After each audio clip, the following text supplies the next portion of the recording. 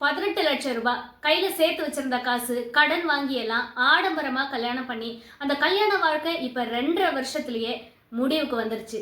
குழந்தையோடயே மனைவி அவங்க அப்பா வீட்டுக்கே போயிட்டாங்க. இன்னைக்கு கணவன் தன்னந்தனியா நிக்கிறாரு. இன்னொரு கல்யாணம் அப்படின்றதுக்கெல்லாம் பேச்சுக்கே இடம் இல்லை. என் வாழ்க்கை இப்படியே போனா பரவாயில்ல, யாரையும் நான் இனி நம்புறதா இல்லைன்னு ஒரு விரக்தியான ஒருத்தரோட வாழ்க்கையை தான் நம்ம இன்னைக்கு பார்க்க போறோம். என்னோட ஃப்ரெண்டு அவங்களோட ரிலேட்டிவ்ல ஒருத்தவங்களுக்கு நடந்த லைஃப் ஸ்டோரியை உங்க சேனல்ல சொல்லுங்க, எல்லாருக்கும் ஒரு விழிப்புணர்வா இருக்கட்டும். கடன் வாங்கி யாரும் கல்யாணம் பண்ணாதீங்க அப்படின்றதுக்காக தான் இந்த ஒரு ஸ்டோரி. என்ன ஆயிருக்குன்னா, அவங்க பொண்ணு எடுத்த இடம் ரொம்ப வசதி. அந்த இடம் ரொம்ப வசதி, அவங்களெல்லாம் சாட்டிஸ்ஃபை பண்ணணும், பொண்ணோட எதிர்பார்ப்பை நம்ம நிறைவேற்றணும், நல்ல இடம் நல்ல பொண்ணு அப்படின்னு எல்லாரும் சொன்னாங்கன்றதுனால, அண்ட் இவங்க ஒரே பையன்தான். சரி, ஒரு பையன் தானே, நம்ம கிராண்டா கல்யாணத்தை நடத்துவோம், பரவாயில்ல கடன் வாங்கினா அதான் வேலை இருக்குல்ல, நல்லா சம்பாதிக்கிறாங்கல்ல அப்படின்னு நினைச்சு எல்லாம் ஆடம்பரமா கல்யாணம் பண்ணாங்க. கல்யாணம் நடந்ததுல இருந்து இவங்களுக்குள்ள என்ன பிரச்சனைனா, அந்த பொண்ணோட எதிர்பார்ப்பு நாளுக்கு நாள் அதிகமாகிக்கிட்டே இருக்கு. ஒரு நாள் ஒரு டிஷ் பிடிக்குதுன்னு சொன்னா கூட அதுக்கு மேல அதை விட காஸ்ட்லியா என்ன இருக்கு. ஒரு ட்ரெஸ் எடுத்தா கூட அதை விட காஸ்ட்லியா அடுத்த தடவை எடுக்கணும். ஒரு இடத்துக்கு ட்ரிப்புக்கு போனா கூட அதை விட இன்னும் சூப்பரா போகணும்.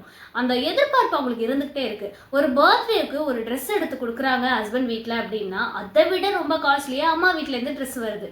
ஆட்டோமேட்டிக்கா அந்த பொண்ணோட மைண்ட் கம்பேர் பண்ணிக்கிட்டே இருக்கு. எங்க அம்மா வீட்டுல இருந்து இவ்வளவு சூப்பரா செய்யறாங்க, நீங்க என்னத்த செய்றீங்க, நீங்க ஒண்ணுமே இல்லைன்னு எப்ப பார்த்தாலும் கம்பேர் பண்ணி ஹஸ்பண்ட் கூட சண்டை போட்டுக்கிட்டே இருக்கிறது. எவ்வளவுதான் அந்த பொண்ணுக்காக செஞ்சாலும் அந்த பொண்ணு சாட்டிஸ்ஃபேக்ஷனுக்கு வர்றதே இல்லை. எப்பவுமே எங்க அப்பா தான் பெஸ்ட், எங்க அம்மா தான் பெஸ்ட்.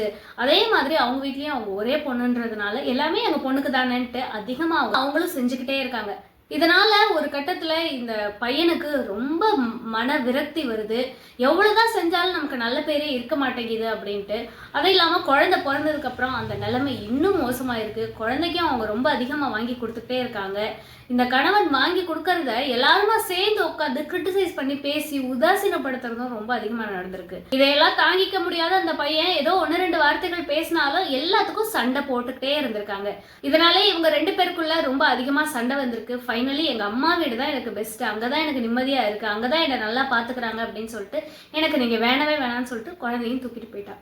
எந்த ஒரு தப்பும் பண்ணாம தன்னோட பணத்தையும் இழந்து வாழ்க்கையும் இழந்து அப்படியே நிற்கதையா நிக்கிறாங்க இந்த பையன்.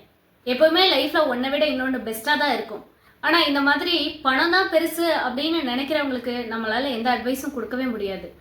இந்த கேரக்டர்லாம் முன்னாடியே தெரிஞ்சிருந்தா இந்த பையனாவது எஸ்கேப் ஆயிருந்திருக்கலாம்.